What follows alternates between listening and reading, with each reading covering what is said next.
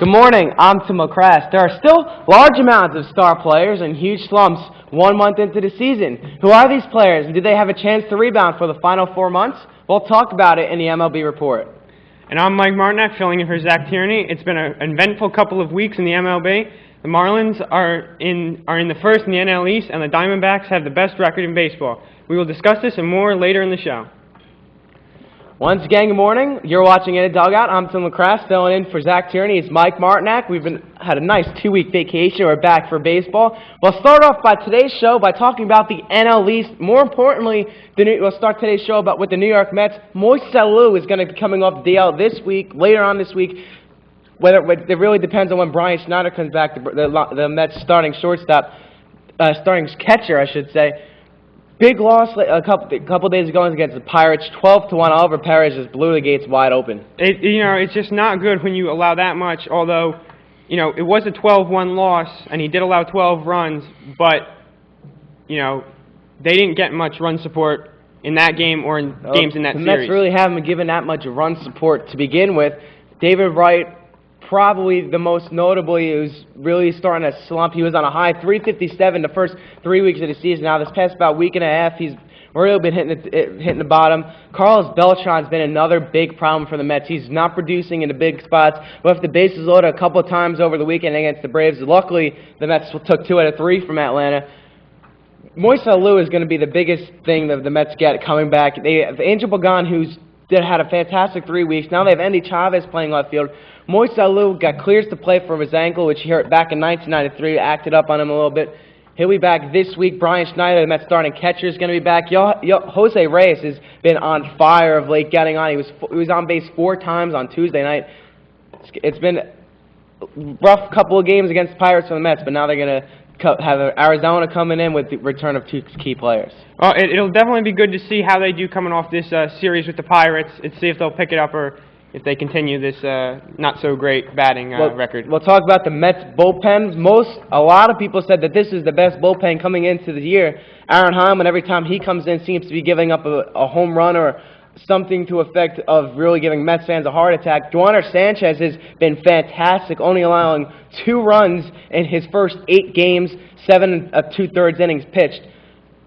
That is what they expect of him, and they were really missing him last year and the year before that when he got hit in a car accident down in Florida. Well, yes, it really helped to have him back because when you have guys like Heilman, I think Heilman let up a grand slam the other night, which was just not what you wanted from him.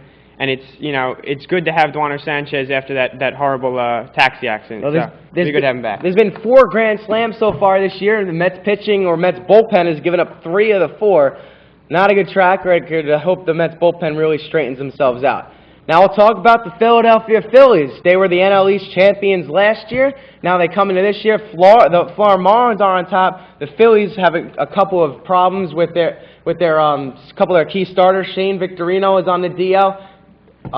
Jimmy Rollins is going to be playing some rehab games in Lakewood in a couple, possibly by the end of this week. Once their starting problems, their injuries problems finish or are done with, they might have a tough team to beat. The Phillies have certainly not had a great first month, but considering all things, it was not terrible. Losing Jimmy Rollins and Shane Victorino would appear to hurt them, but GM Pat Gillick has stated that the team seems to pull together when star players get hurt. And the Phillies have a better record since Victorino and Rollins have gone on the DL. Once they get those guys back, they should be able to play better and get back to competing for the Mets with the NL East. Well, it's not really even competing with the Mets for the NL East. It's more about competing with the Florida Marlins, who surprisingly have been fantastic this year. They are the lowest paid team in all of baseball, and they're on top of the toughest division in all of baseball, the National League East. Let's talk about the Phillies. Brett Myers, he was the closer last year. Now he's a starting pitcher for this Phillies, the #1 starting pitcher, next to Cole Hamilton. He's doing a pretty good job. He is, and it's hard, I guess, for guys who come from being a closer to being a starter. That's a big difference, going from 1 inning to pitching 6 or 7. There's been guys who have done it the other way around, who have gone from starting pitching to closing, but not many guys who can come up and do that good coming out of the bullpen. John Smoltz is one of those names who was a starting pitcher early in his career. In the middle of his career, went back to the bullpen as a closer. He knew he was one of the best closers. Gets hurt being a closer, comes back to starting pitching last year. Now this year they say when he comes back to the DL for his shoulder, he's going to go back to pitching in that ninth inning closer spot. I don't think Brett Myers is going to be a closer anymore. I think he's really set in the starting rotation for the Phillies. But they do have bullpen problems. J.C. Romero and Brad Lidge are just lighting up the world. They're all right, but it's just they've got to do a little bit better. But we'll see how it goes as the season progresses. And Chase Utley's just been on fire. He had a stretch of 8 home runs in 8 games, and he's really the only bright spot in that lineup right now. Ryan Howard's a little slumping a little bit, not really hitting the ball out of the ballpark as much as he has been, or in the past that he has, and Chase Utley's really filling in for that. Well, Chase Utley, he's a great player. For a second baseman to hit 10 home runs in the first month and be leading the league, that's really a great accomplishment for him. And it's the first time that's ever happened in Major League history. Yeah. We will now turn our attention to the Yankees. They have clearly been struggling. The mix of players and veterans, players and young pitchers has not worked out for them at all. They've had some injuries, and their pitching has been terrible. Tim, why don't you give us your take on the Yankees' problems so far? Their problems have been just an all-around debacle. A-Rod is on a DL. Phil Hughes, they thought it was going to be their number 3 starter this year. Eventually, going to take over number 1.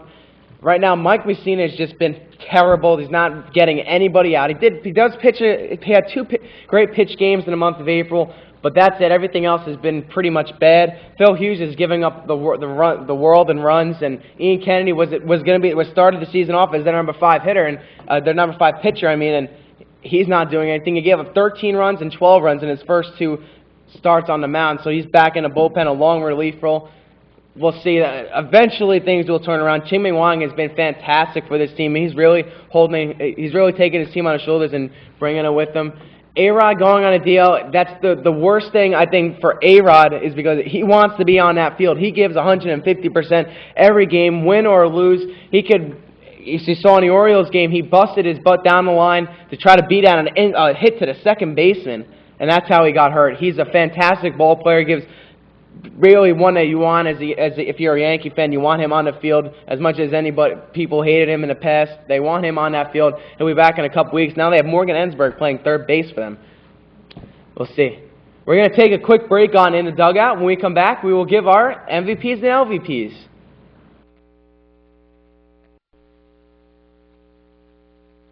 One, 2, 3, 4, 5, 6, 7, 8, 9, 10.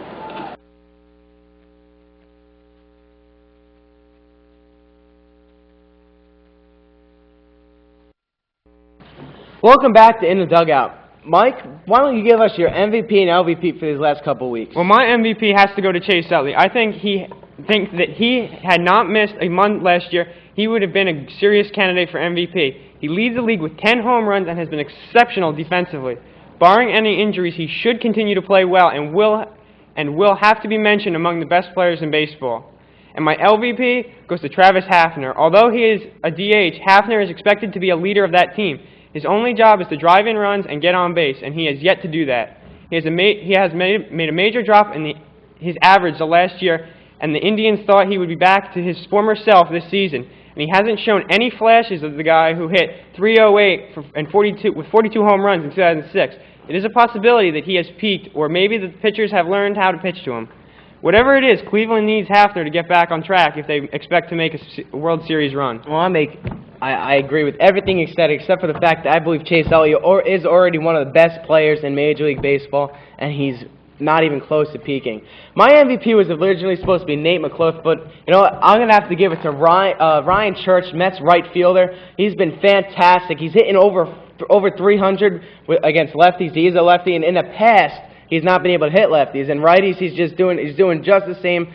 He's doing fantastic, hitting runners in from second, third base when he gets big hits. A couple of big hits in the Pirates series as well as in the Braves series. Now, my least valuable player was the runner-up for Rookie of the Year last year, and I felt that he was going to be one of the premier shortstops in the league. Took him in the fourth round of my fantasy draft. It's Troy Tulowitzki for the Colorado Rockies. Sophomore slump has kicked in. He's been horrible batting, 126, no home runs, only 2 RBIs. He's not getting on base. And Clint Hurdle, the manager for Colorado, has already said his starting job is not in jeopardy. Fantasy owners, you want him on the bench right now. Start looking into some other ideas for shortstop. He'll get better as the year progresses, but as of right now, he's not really up to that par where he should have been as runner-up for Rookie of the Year. Well, that would just about do it for us for In the Dugout. For Mike Martinak, filling in for Zach Tierney, I'm Tim LaCrasse saying goodbye for now. It's a big series, Mets and Arizona this weekend. See you next week, everybody.